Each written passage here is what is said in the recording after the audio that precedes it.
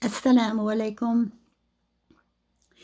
I was just flipping through Quran, not for any reason particularly, and I stopped at Surah Al-Ma'idah on a page that I've done before. You can search back in my videos. I've done this before. But I particularly feel that I'm going to put it on right now again because I just finished my first attempt at Sheikh Muhammad Jamil Ghazi and Millat Ibrahim. So this is, in a way, it's coinciding to the same topic about how we are all one and the prophets all came with the same message. So I thought I'll do this part of it, and then we'll discuss how it is so apropos at the point in time we're in right now, December 8th, 2025, where the world is on a precipice of war. And we know who won't we know who's causing the trouble and why they won't take good advice and chill. You know who I'm going to talk about right now. I'm going to talk about the prophet David, Nabi Daoud, who they like to call King David. And anyone who knows the history of Israel will understand what I'm talking about. Surah Al-Ma'idah, we'll begin with verse 78. أعوذ بالله من الشيطان الرجيم بسم الله الرحمن الرحيم لعن الذين كفروا من بني إسرائيل على لسان داود وعيسى بن مريم ذلك بما عصوا وكانوا يعتدون كانوا لا يتناهون عن منكر فعلوا لبئس ما كانوا يفعلون ترى كثيرا منهم يتولون الذين كفروا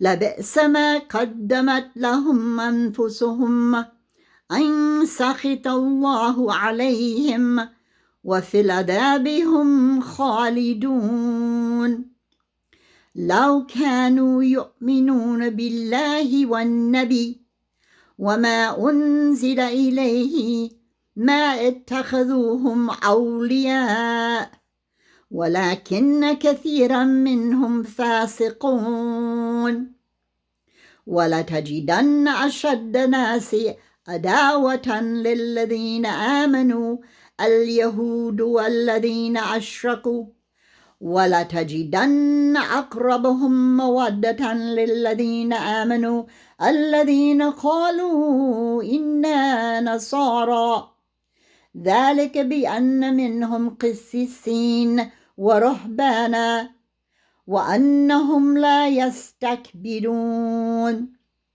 وإذا سمعوا ما أنزل إلى الرسول ترى أعينهم تفيض من الدمع مما عرفوا من الحق يقولون ربنا آمنا فاكتبنا مع الشاهدين. So I'm going to read the translation here because this is one of the points that I wanted to discuss today when I previously told you. They wouldn't let me, and that's okay. We're going to read the translation, and the problematical issue here, I will point it out to you, because sooner or later I will be able to talk to her, inshallah. But because Egypt is in such a state right now, precarious state, I don't blame them for doing what they're doing with trying to control who's saying what on the internet. So now I'm reading, starting with verse 78. Cursed were those who disbelieved among the children of Israel by the tongue of David and of Jesus, the son of Mary. That was because they disobeyed and transgressed. Now here they put in parentheses, habitually transgressed. And I'm not complaining because that really is true, but that's not what exactly said in the Quran. In Quran, it just says transgressed. So I have to be on my honor and telling you what is in the Quran, absolutely stated in writing, words of Allah, and what has been added. But they're always adding now. I noticed the translations, the latest one, the Clear Quran, does the same thing. So who am I? I mean, I'm just a Muslim, like everyone else, trying my best. They used not to prevent one another from wrongdoing. That they did. How wretched was that which they were doing? You see many of them becoming allies of those who disbelieved. And here, in parentheses, polytheists. How wretched is that which they have put forth for themselves, in that Allah has become angry with them, and in the punishment they will abide eternally. Now, let's pause here, because Allah has told them they're going to be constantly dispossessed, displaced, kicked out, killed, and tormented till the end of time.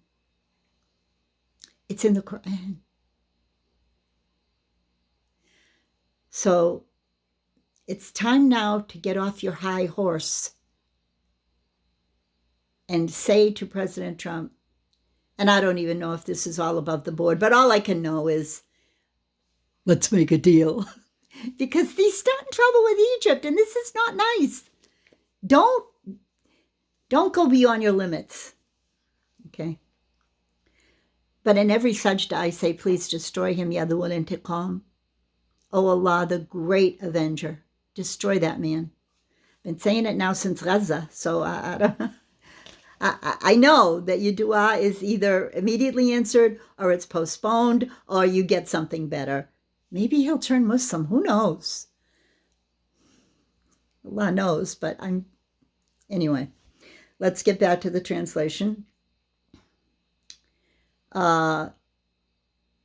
Yes. And if they had believed in Allah and the Prophet, and in what was revealed to him, meaning the Prophet, they would not have taken them as allies. But many of them are defiantly disobedient. You will surely find the most intense of the people in animosity towards the believers, the Jews, and those who associate others with Allah. And you will find the nearest of them in affection to the believers, those who say, we are Christians. But you see, this is meaning the early Christians who followed Jesus, right? This is not meaning the 3-in-1 people. That is because among them are priests and monks, and because they are not arrogant. And we have one more, and then we finish the page.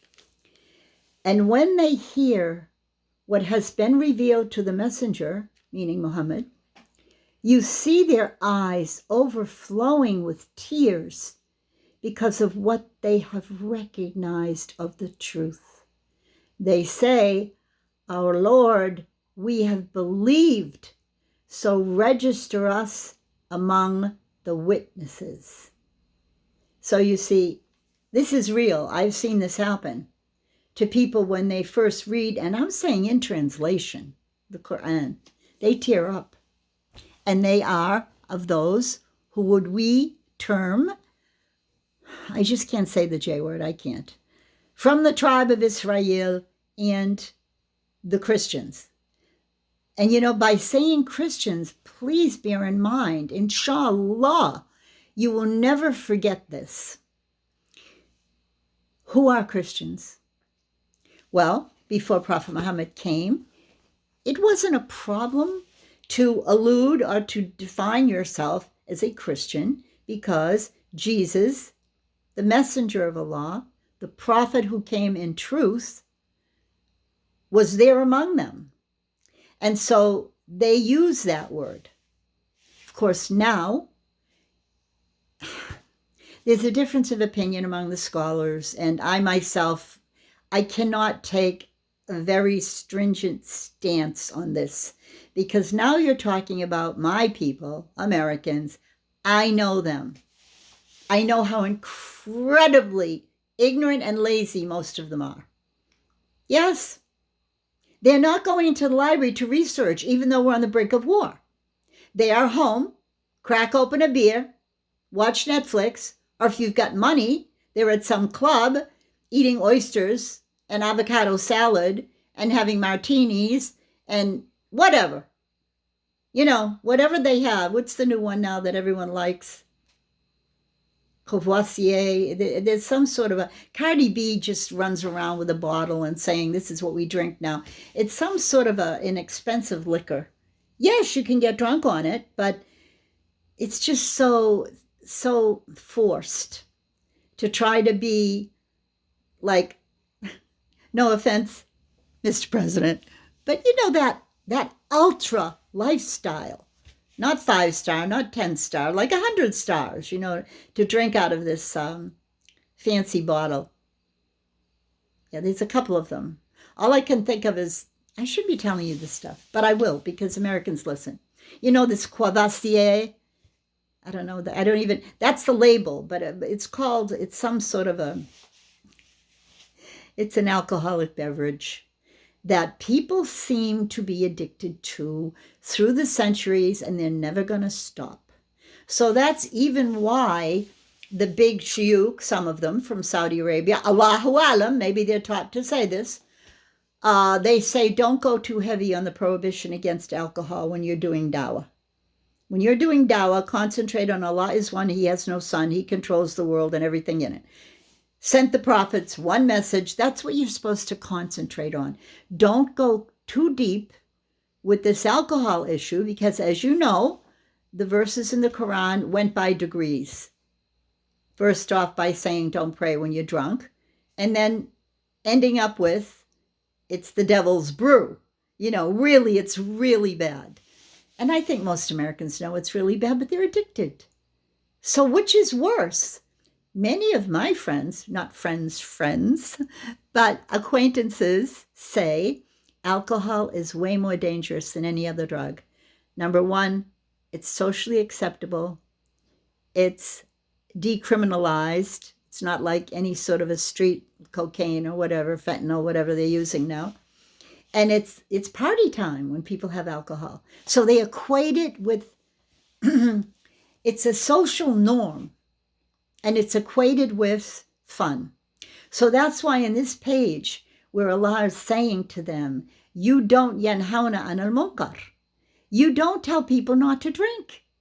And you know very well that alcohol leads to all types of issues, least of which is liver cancer. How about the car accidents in which innocent young teenagers get killed daily because they don't see anything wrong with drinking and driving, even though they're warned about it. Not only that, but these people, tribe of Israel, Yehud, they not only do they know all this, but they own and operate all of the liquor stores and the distribution and the production, and it's them. What other munkar should we talk about that they rule? Pornography.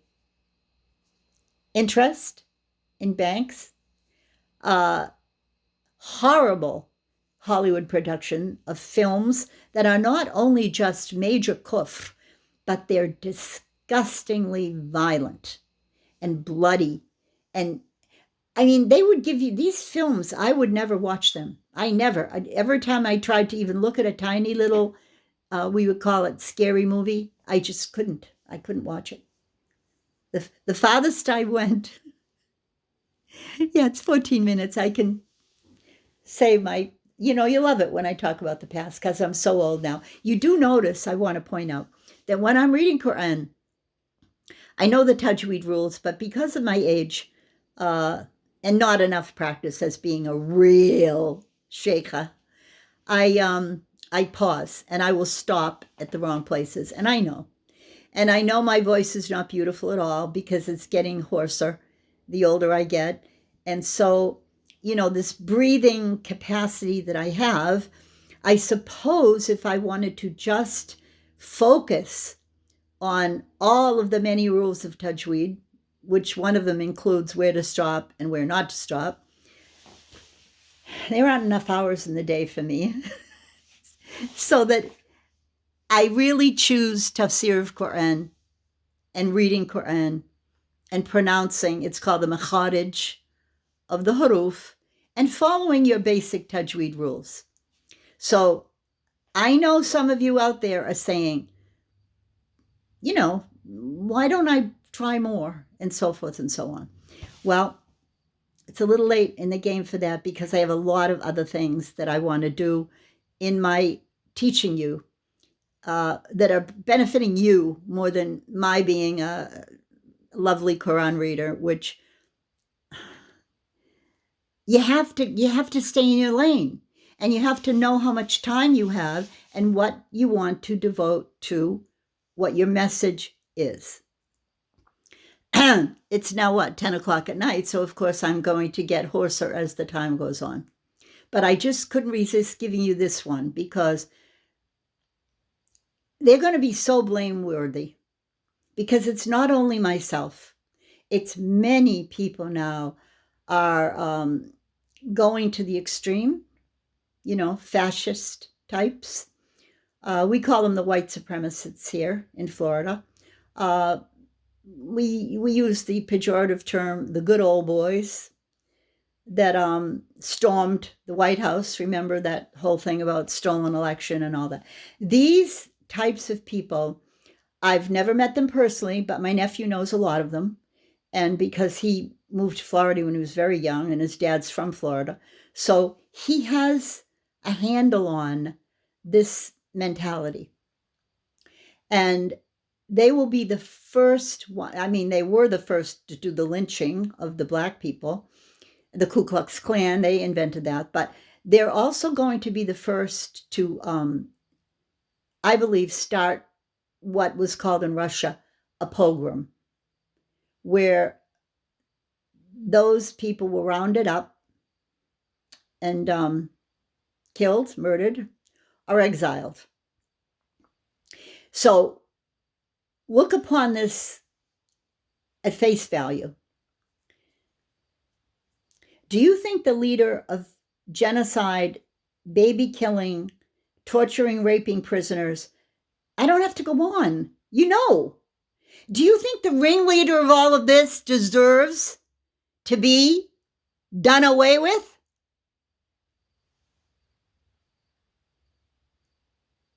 Do you? Then speak out, because our country is almost destroyed. Shall I put the onus on them alone? No, of course not them alone, just he's the ringleader. I'm talking about the decline of empire. And how does it decline? I have 4 more minutes, 3 more minutes. Oh, my eyes, it's so bad. 2 more minutes. The decline of empire. It begins with a weakening of the borders. And this is also in Quran. Allah tells us this. يَنْقُصُ مِنْ أَطْرَافِهِ. The borders shrink. The invaders come in. They call it the invasion of the barbarians. Moral depravity. All of this we're living in. And the worst one is extended military forays. Now, ex-President General Dwight D. Eisenhower told us back in the 50s, beware of the military-industrial complex. You think about that now, okay? He was a Republican, but I think he's rolling over in his grave to see what's going on now in our government. So till we meet again tomorrow, hopefully with another section of our Millat Ibrahim tomorrow, inshallah. Assalamu alaikum wa rahmatullahi wa barakatuh.